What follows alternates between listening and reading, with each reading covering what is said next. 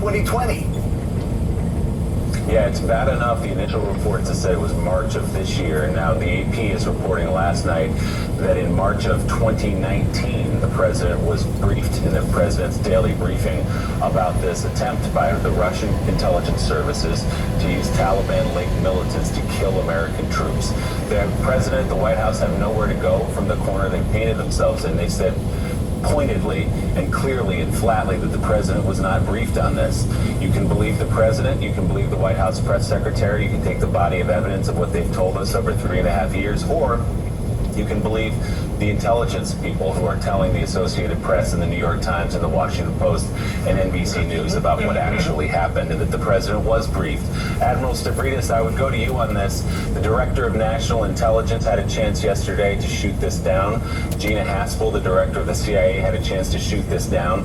But in their statements, they went after the dangers of leaking and not on the actual news.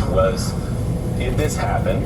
Or did these briefings take place? And was the president aware of this since at least March of this year, or perhaps, as the Associated Press reports, March of 2019? They did not dispute that. They talked about leaks. What is your assessment of all we've seen through media reports and these statements from members of the intelligence community? Well, Willie, going back to the 4 years I was in charge of that mission in Afghanistan, that's a NATO mission, of course, 150,000 troops. We had many opportunities to see different groups come in and try and move the needle on violence.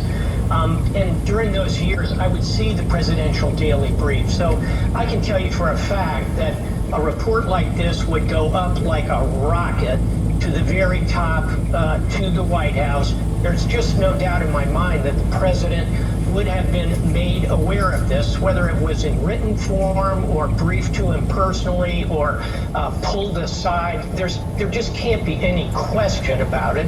And what's really shocking here is the lack of a response, which, as you point on, may have come as long ago as 2019, but even if it was happening in 2020, it's unconscionable that this would not be front and center for the president, that he would be talking to his team and looking at the military, economic, diplomatic, all of the options we would have to respond to the Russian Federation. This is really shocking to me.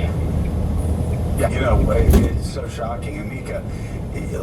Let's forget about what the president has not done since May or since March of 2020. And if the AP's right, just let's move to the side what the president has refused to do since 2019.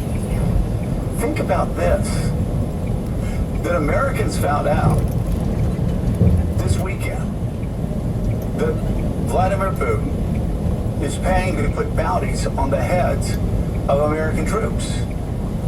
All the intel agencies have this information. The National Security Council had a briefing on this.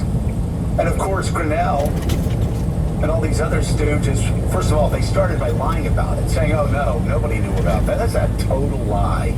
But we're not surprised that they're lying.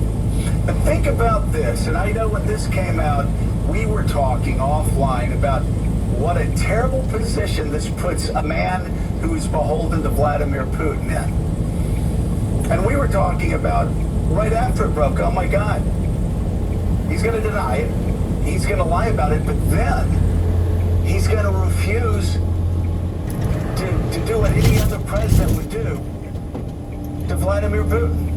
He won't. And so what has Donald Trump done? Instead of criticizing Putin, a man that he is beholden to for reasons that perhaps we will find out one day, he has remained silent. Instead of defending American troops and pushing back on Russia and pushing back on Putin, who has he pushed back on? The intelligence agencies, America's men and women who are gathering this information. So once again, he chooses an ex-KGB chief over U.S. professionals in the intelligence agency who are working to try to get information to Washington, D.C. that will save American troops. And he says a good relationship with Russia is a good thing. Yeah, well,